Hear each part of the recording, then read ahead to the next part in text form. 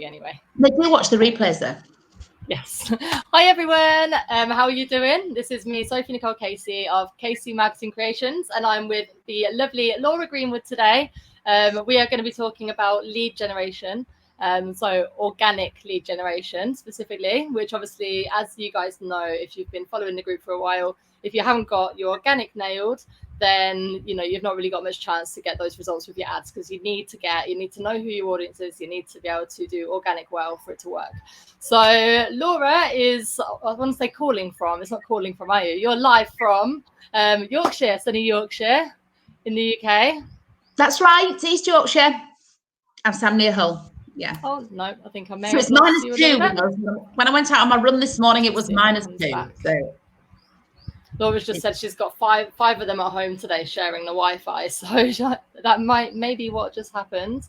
Hopefully we'll get her back in a moment. Yay! Yeah. There we go. Yeah, you're back. Okay, so brilliant. Yeah. Go on. Okay, so Laura, before we go into the actual interview side of things, I just want to do my two sort of fun questions to get to know you a bit better. So tell me, what was the last thing you ate? I ate my smoothie protein shake after my run. Very sensible. Well, after 10 o'clock in the morning, it all goes tits up. So yeah, but we start well every morning.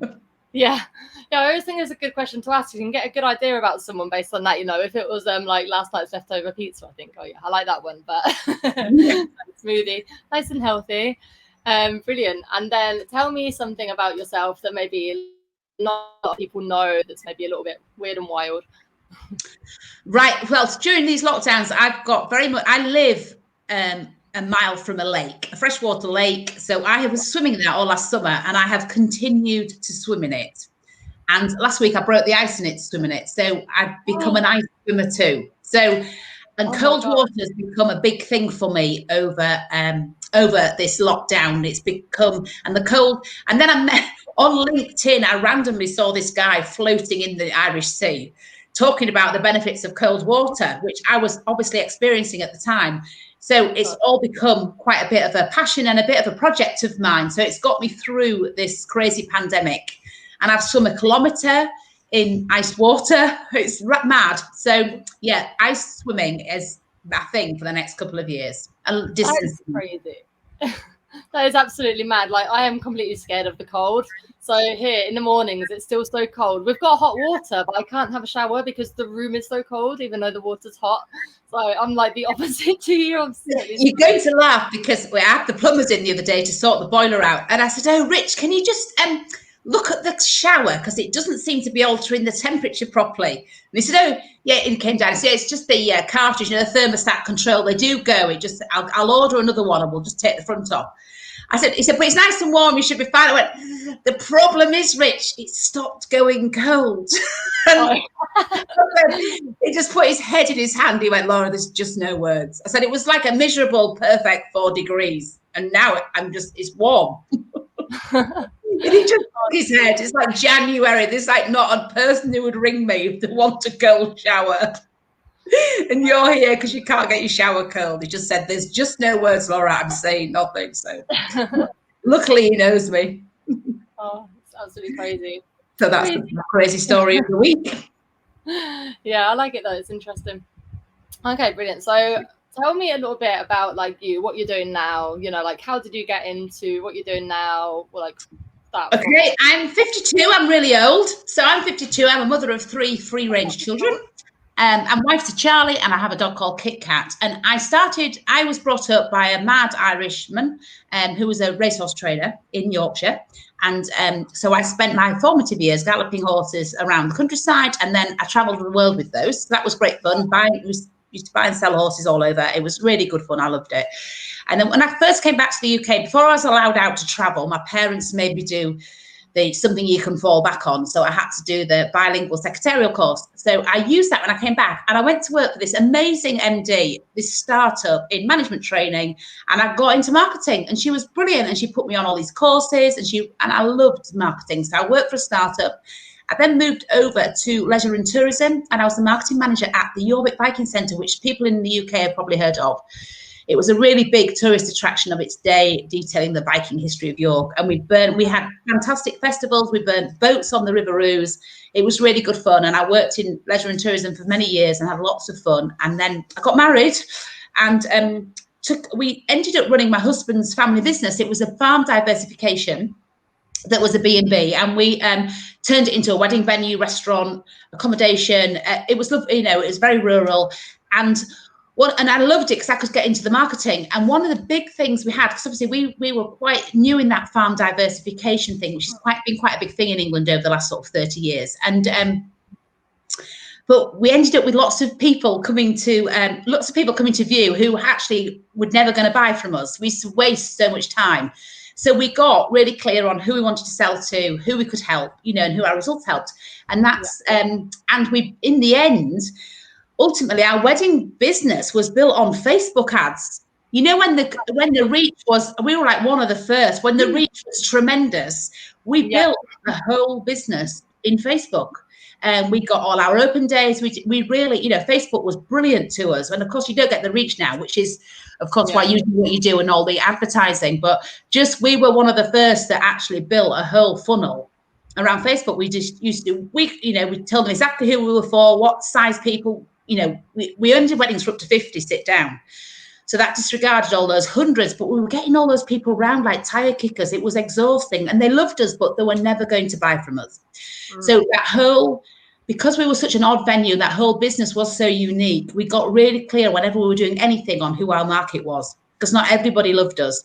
And it served me well. And I I went back when we left that business and left the family business, and sort of struck out on our own a couple of years ago. It got very toxic. It was all one of those stories. And I went back to my marketing roots. So I'm enjoying helping businesses find that uniqueness and that niche, and building their marketing around being clear about who they're speaking to. So one of the things I need, everybody needs leads. So the work I would do a lot of work with, I do a lot of corporate work with facilities management, building companies, who say, well, we're builders. No, you're not. You build a particular thing for somebody, and pipelines and things like that. So I very much work in that corporate world, right? Not corporate, but that business, proper bricks and mortar business world. And with this lead generation approach to marketing, so that's what I do. So so through what I do, we get them clear on who they are targeting, who they're trying to sell to, what they stand for as a business to that market, and the results that they get for them. And then we get out their world in order, because when your world's in order, you can automate the hell out of it, and your Facebook ads become an investment, because you can start measuring the proper investment of them. But I help them get all their website talking to the customers, and their direct marketing, and their social media. So that sort of thing. So so I don't do Facebook ad management. I'd always ask somebody else to do that. But I totally appreciate it, and I am living proof that we built a whole area of our business on Facebook. Yeah, that's brilliant. When it first started. The reach was tremendous. I can't tell you how many shares and how people just did our work for us. It was amazing. It was amazing what he did. Was that like posting on your business page then, when you still used to get like 5%, isn't it? You can get organic reach 5% or something. It was all done on that business. Well, first of all, our business page wasn't a business page. It was a person page. Then they changed it, didn't you? So you had to have a business page. Oh, yeah.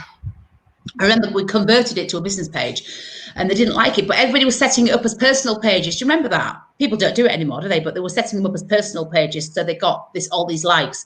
But the business. So it was mad, but it did work, and the targeting was amazing even then. Yeah. Oh, that's brilliant.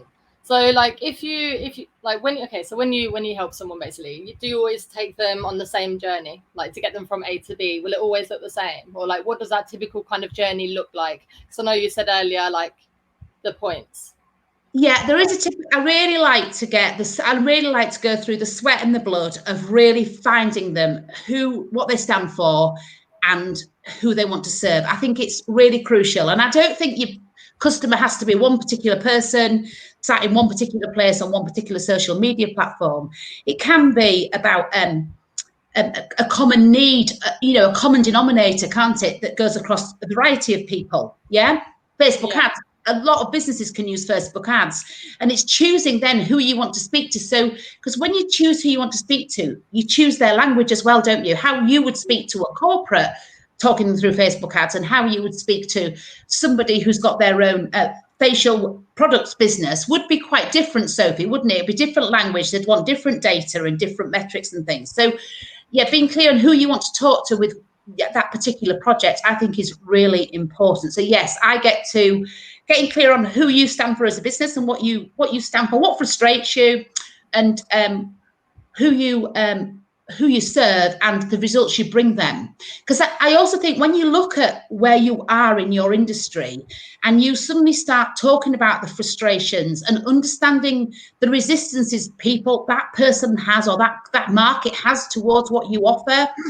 suddenly you can start addressing that in your content, and then you get resonance. So when you really think about who you are to your market and why they're frustrated, what are their frustrations, and why don't they like you, what's the resistance to actually buying what you're offering, suddenly you're getting deeper into explaining who you are and getting the connection. Whereas if you're just talking to everybody, you are just noise as well, and there's loads of noise, as we know, out there. So yes, I think that's the key thing.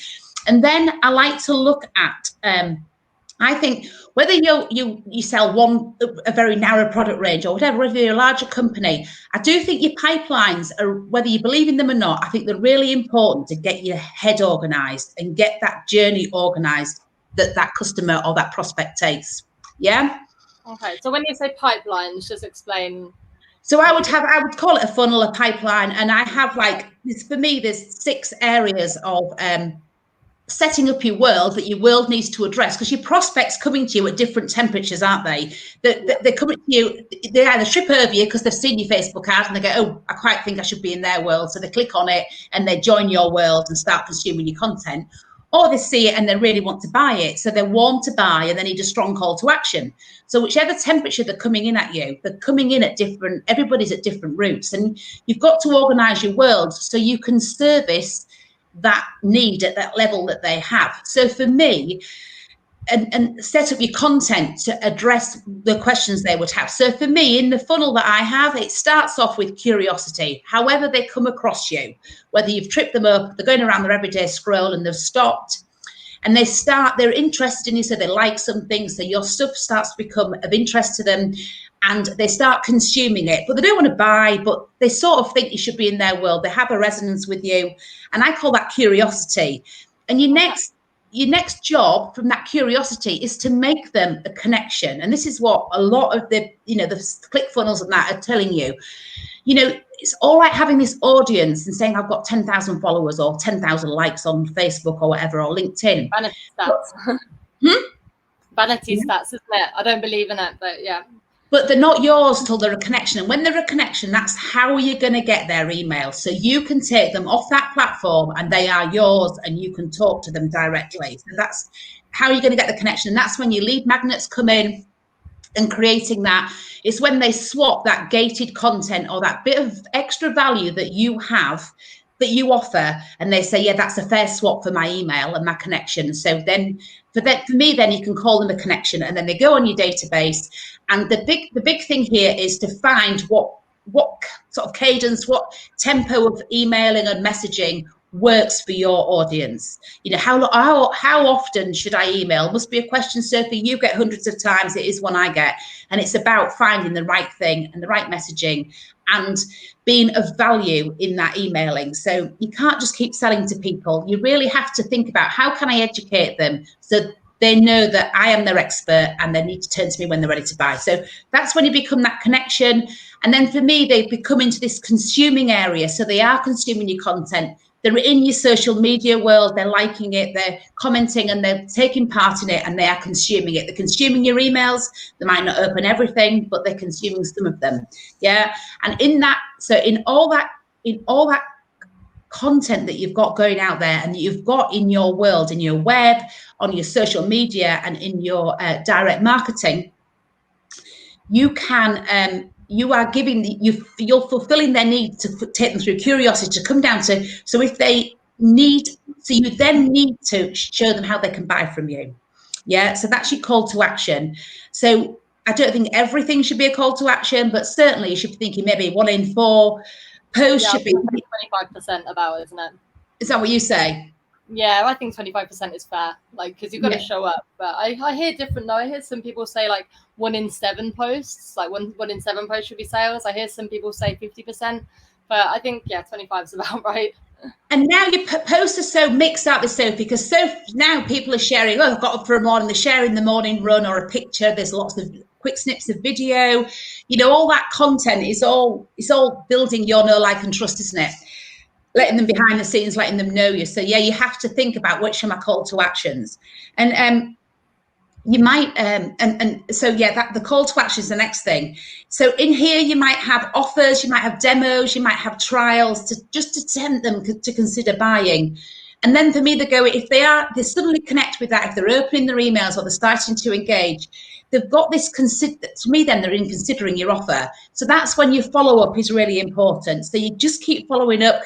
This is maybe when you offer a call and they want to chat, you send them case studies of where you've helped people like them. There's testimonials work, the demos work great, and a great connection with you to move them closer to that closing the sale. And then you close the sale and you give them the best customer service. They get your very best attention. They thrill the boat with you, and they tell all your friends about you. And you start again, don't you? But word of mouth.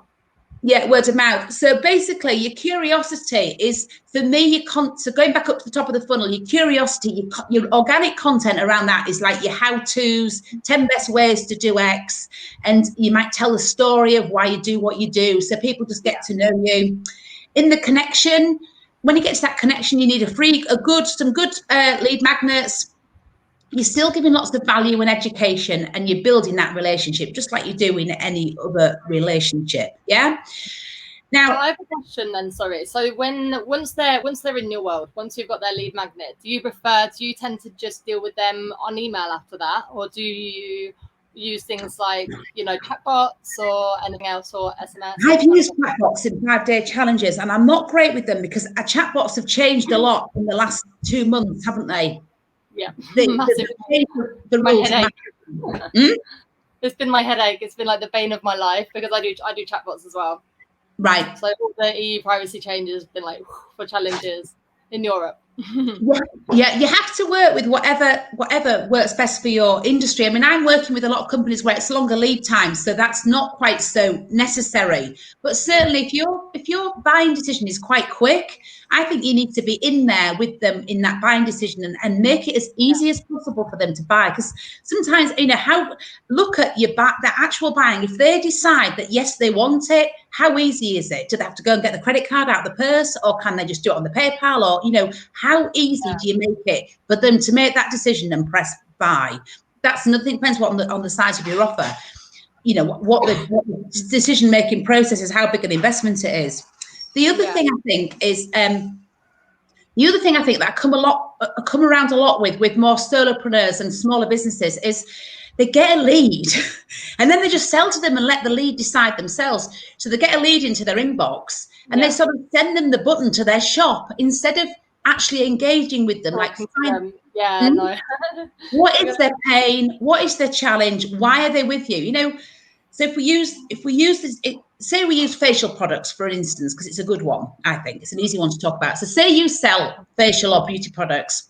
So people say, well, I just send them that all the stuff's there and they can buy if they want. Yeah, but you're not helping them to buy, are you? That's a bit of a blur. Why didn't you say, what you're interested in, what skin condition, what is their pain and what is their challenge? It might be that they have terrible acne. So start talking to them about the acne stuff and the skincare stuff and all the products, and take them into the funnel.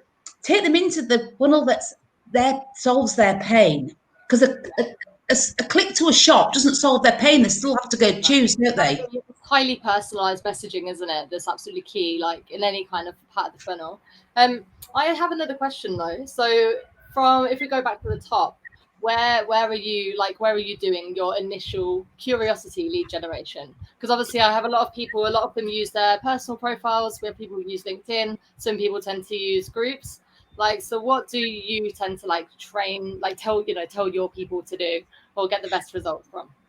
A lot of my people generally are on LinkedIn. Yeah, a lot of it's on LinkedIn, but then we do use other platforms as well. But for me, it's starting to get those. So it's about connecting with the right people and making sure you're connecting to the right people, and that you are engaging with what they're writing. So especially on LinkedIn, if some of your ideal people out there, your top 10 list or your top 100 list are actually active and posting, or their businesses, you can start connecting with their world in that way.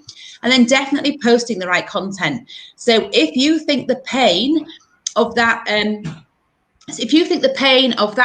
that ideal client of yours is the fact that you could do their social media and tell their company story better than they're telling it, then talk about how to tell your company story without flogging it and sounding spammy and awful, or how to position your products for that person. There must be specific messaging that you might be able to help them with, and to help them tell a better story. And I get their profile, the profile's got to be set up right, and all those sorts of things. So yes, definitely, and links to blogs that you write. And of course, people say people don't read blogs, but especially in my world, I believe blogs make you look like you've considered your subject and you can actually write about it. Yeah, I do think it gives you credibility. And I think when you sit down and write the subject of a blog, it helps you with your own content and your own messaging and how you talk about what you do. Because that blog can be broken down to social media posts, it can be repurposed, it can become part of a lead magnet. Once you've written this stuff, once you've written these articles or gone into depth about what you do, whether they read the blog or not, you've written it, and I think you've gained your own confidence and your own credibility, and it builds up your world.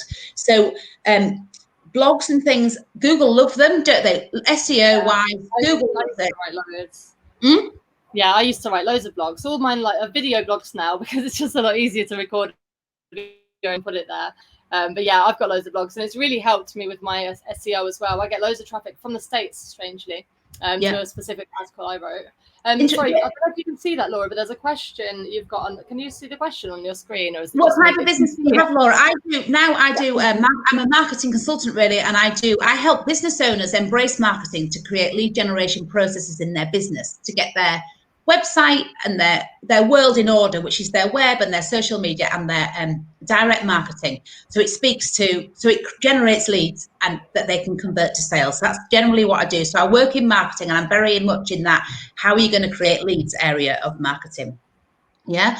The other thing about blogs is when I had my wedding business, when we had that business, if you put June wedding or put December wedding, we became the first. Somebody Googled, I want a June wedding. Our blog came up as a June wedding, which got them onto our website. The blogs, I think investment in good copywriting and good writing will serve you for 3 months, 6 months. It won't serve you today. Your social media post might get you 10 likes, but that blog that you sweated over and you thought, why on earth did I listen to Laura and write this?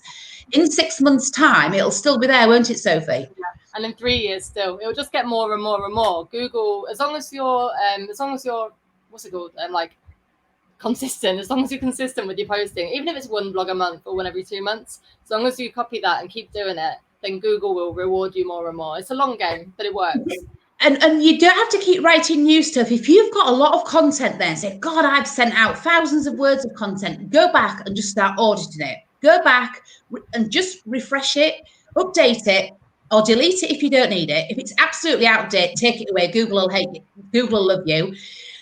Or go into your blogs, tweak them, update them, save them again. Google will have it as fresh content. Google will see that it's been updated. It will like that.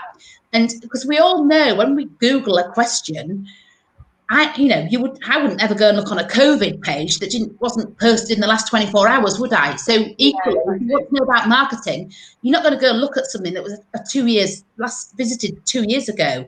So keep it real and keep a good housekeeping. So don't think, that blog didn't work. Go back and make it relevant for today if you wrote it 2 years ago, and it will serve you. So I am a big believer. I'm going to do that. I need to do that. I've got a few really good blogs from a couple of years ago that could do with probably that. A good refresh. And just resave it. And all that content that you probably could just send off to use on social media and on your organic stuff, is you forget how creative you were in those early days, don't you? Yeah, when you're really no baby and a lot less clients. Yeah. So yeah, go and look at your old content. I think that's a really big one to do. And I think when you so does that answer that? So that's in that curiosity, that's setting your world up so that your Facebook ads, what Sophie's teaching will work because your world looks like they can trust it. Yeah. Would you agree with that? Yeah, for sure. I'm just going to look at my thing. Was there another question there? There's no more questions from viewers, but I'm kind of a bit lost now because I know we've gone off on a couple of different tangents. So I'm not sure. That's Laura, sorry. No, we're both there. I don't know if you want to carry on, or have you got any more to add? Yeah, I could just so be careful when I think it's sometimes depending on what people are selling, I think just this inbound marketing approach, which is what I am putting forward that you create to build your world up. If you go out there and resolve to be the best resource to who you want to serve when you've decided who you're serving, you need to really understand your world and then just think, right, I'm going to be the best resource to them. Nearly understand their world better than they do. Be relevant and engage with that market. So make sure your stuff is relevant to them. It's in their language. And you've got to engage with people. We all hear this all the time. You've got to engage with people right where they are at. Yeah. So when you get leads in, do that. When you get a lead in your inbox, find out where they are at and how you can help them and what their challenges are and why they turn to you and what interested them. Because it'll also give you an idea about what content does work and does get traction. And you can play that then into your paid Facebook ads. Once you know the messaging that works, you can put that into your ads and play with that and see if that increases all your data and stuff. And this really... if you get like a lead in, would you generally ask them, would you say what made you come to me? Like, would you literally ask them? Because I've never asked anyone that. I don't know, it feels a little bit... Yeah, I would say, where are you at in your marketing? Come to me and say, oh, yeah, I work with so-and-so. Yeah, I would say I would love to have, do you want to have a chat, where you're at? And I've got a little, sometimes I've done little, sometimes I go and I do little marketing reviews. So I ask them, I say, I'd love to let me have a look at your site and let me have a look at your world. And if you'd answer me these few questions, we'll have a chat next week. And literally in 10 minutes, when you know what you're doing, you know what you're looking for and where you think you can help them. So yes, and I say, what's your biggest challenge? Why have you turned to me? What interested you? And you go, I need more leads, or I need, I just feel that I don't get any connection with anybody. I need to do social media, or I need to get more visible for my business, and I don't know how to do it. We're very sales orientated. We're doing the same sales messages that we've been doing for 5 years. And we need to have a relook at that. We're just doing massive, huge mailings, and they still can be more targeted with their messaging and get things. And a lot of them are, they've got this. A lot of them will have a company page on LinkedIn, and everything goes on there, and it's very corporate and it's very bland, and it's just it doesn't stop. Yeah, so it's getting them to be a bit more personal with their stuff. Yeah, so that's the story, isn't it? Sharing their story, connecting on that other level, isn't it? Yeah, and so I think, to say, how would you find out where they are? I think you've got to ask them. You've got to think, what's a relevant question about what my solution is that I need to ask? So for you, it'd be like, maybe you'd say, are you currently doing paid for ads, or what is your current exposure, or what are you currently doing on social media that makes you think you need Facebook ads? Why? That could be what I would ask if I were you. Where are you at? What's your handles on your different things? Let me go and have a quick look. I'm just going to have a quick look, because you're going to look anyway, aren't you? Well, I would anyway. You're going to go and have a look anyway. So you may as well tell them you're going to have a look, and have a look at the sites that you're active on. What are you hoping to achieve through Facebook ads? What is your goal by thinking that you need to invest in Facebook ads?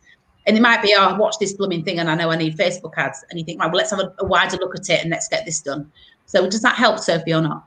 Yeah, that makes total sense. Yeah. So when you get a lead, did they just come into your world and then they join your group? Is it your group, or you do one? Normally, most of the people I work with are word of mouth. It'll be like, oh yeah, I know so and so, and they said you were amazing, obviously. That was it. Like, so yeah, I want some more information on how you can help me, and from then we generally just I would just book in a call, and then on my, like, I use Calendly, so I asked, like, what are your social media links?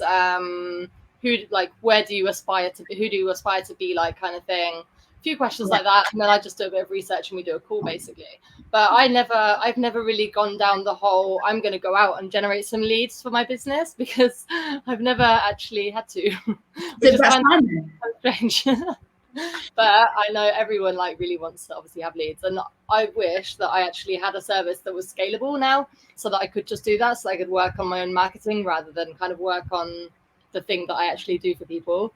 Hey, Maggie. I think you'll end up doing that. That will happen. That will happen. But I think, what was I going to say to you? I think, but still, even though you're getting recommendations, people are still going to come and look you over, Sophie. So your world still needs to be in order. Absolutely. So you still need that content in there. They still need to be able to click on a blog and say, yes, she knows all about it. She's definitely the queen of Facebook ads. She's written thousands of words on it. And they won't read them all, but they'll read some of them. And some doing the due diligence will read blooming everything, won't they? I've been told I've got a spelling mistake in a blog I wrote 2 years ago. Do you know what I mean? It's not really like your website, but there is 7 typos, 20 spelling mistakes, and I don't like that photo. You think, oh, thank you. Oh, no. Hang on, Maggie's got a question. I need to get more intel initially. Going to put a form together to help filter. Yeah. Michael, do you do social media? I think you definitely need to find out, because social media is such a massive subject. And you know how it is. It becomes a bit of a commodity, so people just buy it on price. So it's really important that you get that speciality of yours in there as to why they want your solution and not just a solution. So I would definitely do a bit of an audit, offer a bit of a free audit maybe, or a few free questions that you're going to find out for yourself anyway. But it just shows intelligence, and you're finding out where they are at, so you can then point them to the right solutions that you offer. Does that make sense? Yeah, total sense. Yeah, I like that, offering a free audit, because I've been listening to one of the podcasts I listened to, and they kind of had an argument about, like, do not offer it, or do we just do it when they ask for it? But I like the offer it anyway, because like you said, we're going to do it anyway. Like, we're not going to start having a meeting with a client or something without going over everything.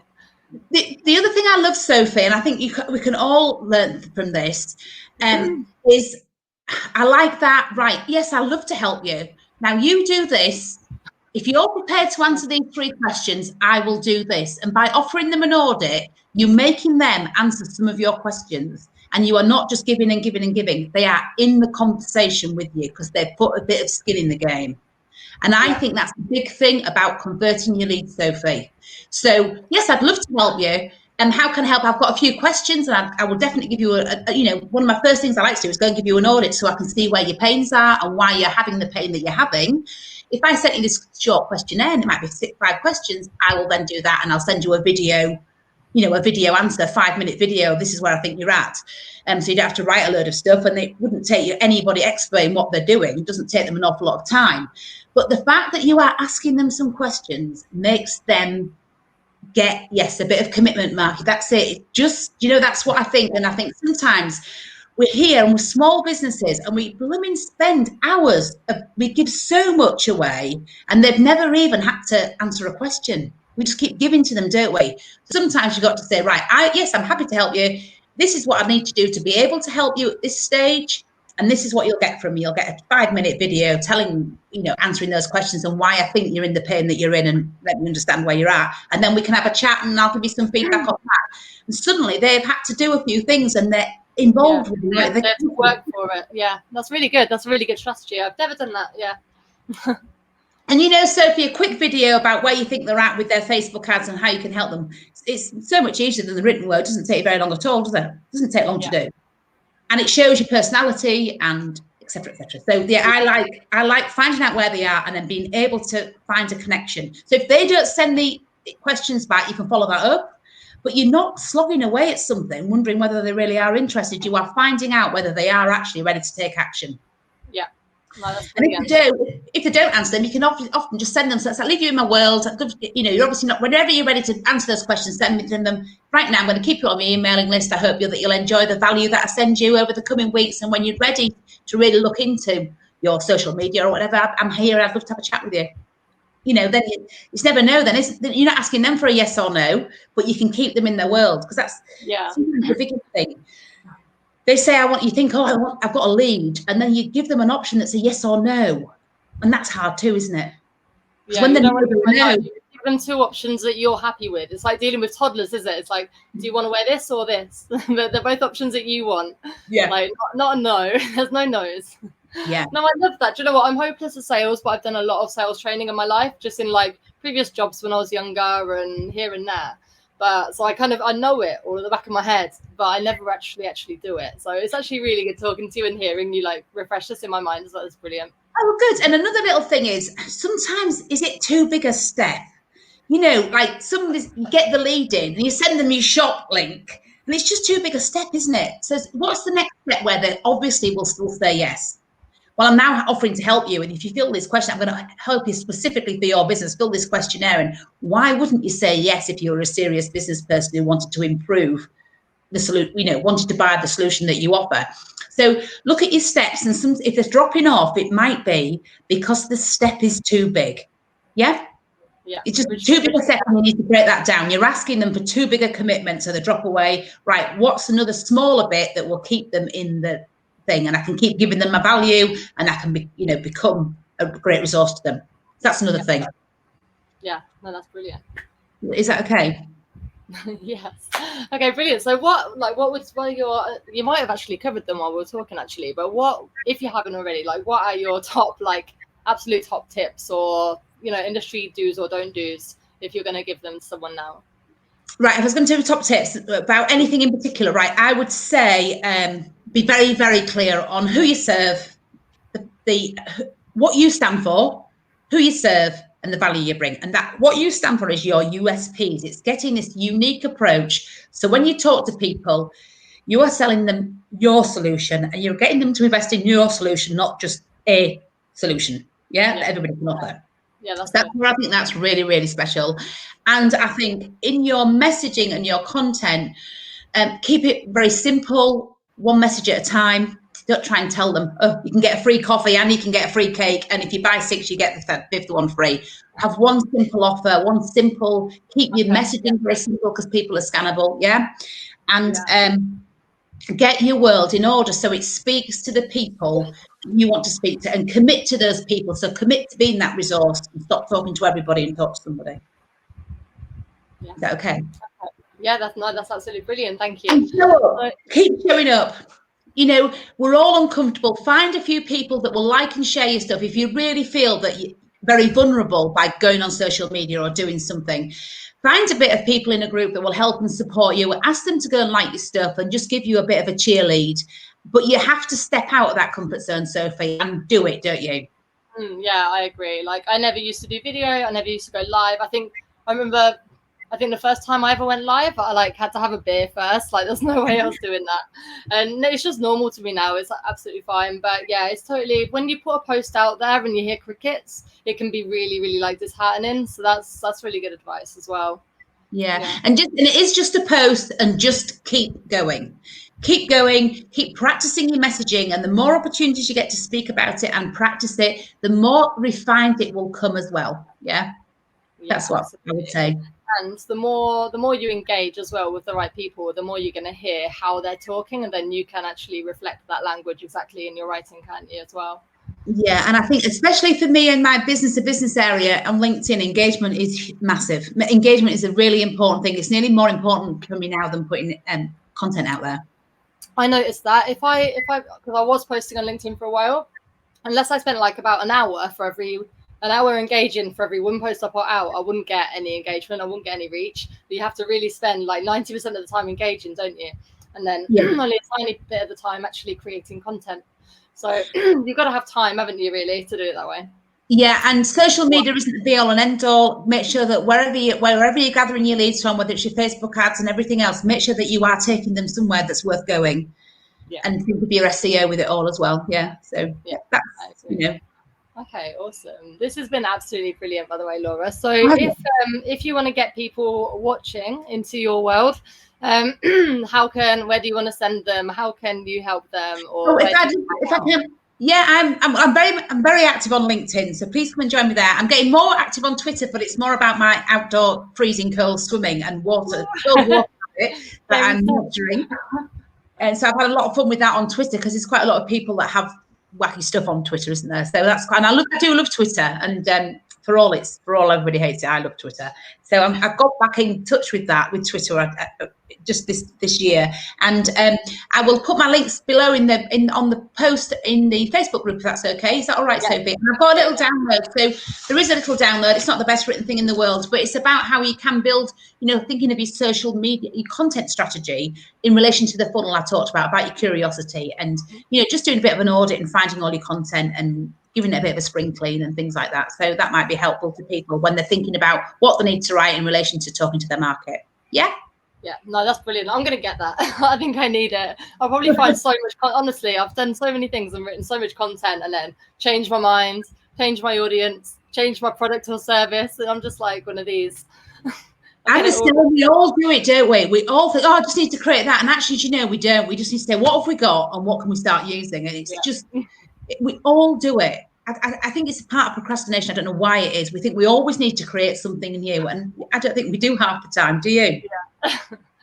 No, nightmare. Okay, so that's brilliant. And then just finally, so what is your big thing? So when you're pushing people down your funnel, what is it for? Tell me about your program. My program that I do with companies is I have a 12-week program, and it is a bit of an energetic kick up the arse for them. They do laugh. They go, God, I didn't think I'd be working that hard. But I work very hard, and I do create a lot of energy.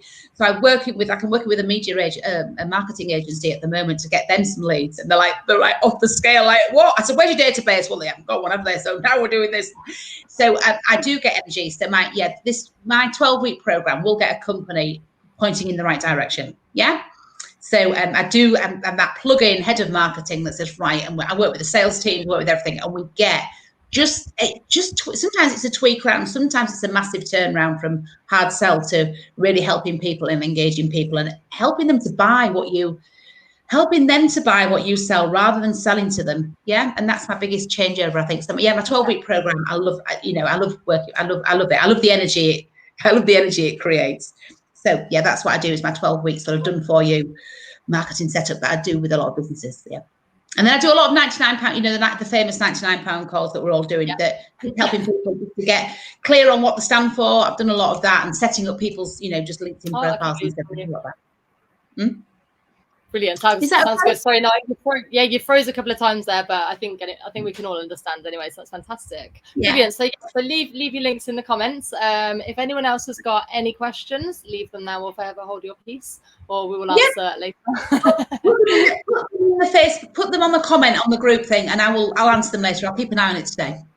Brilliant. And thank you so much for coming on today, Laura. It's been brilliant, and it's been lovely to meet you, kind of for real. Thank you for having me. All right, thank you. Take care. Take care, everybody. Have a lovely day. Take care. You too. Bye. Bye.